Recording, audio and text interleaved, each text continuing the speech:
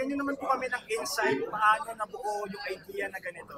Well, actually kasi, ang advocacy ko talaga, ang gusto ko talaga mangyari ay unang-una, syempre, mabalik yung glory days ng billiard community.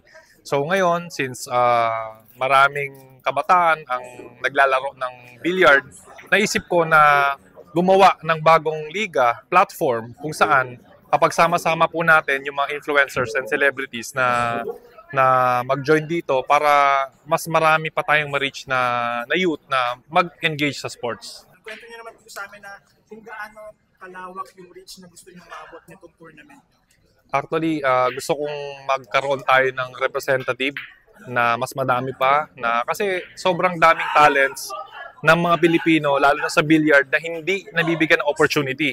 So hopefully, makatulong yung Motivated Billiard League na mag-create tayo ng platform sa tulong ng ating mga kaibigan influencers and celebrities na mas marami pa tayong mapadalang players sa ibang bansa.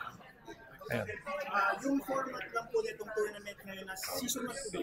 Yeah, season 1. So ito po yung kauna-unahang Motivated League natin na nagpapasalamat ako syempre sa mga sponsors, News 5, sa mga media partners natin na sinuportahan din nila yung advocacy natin.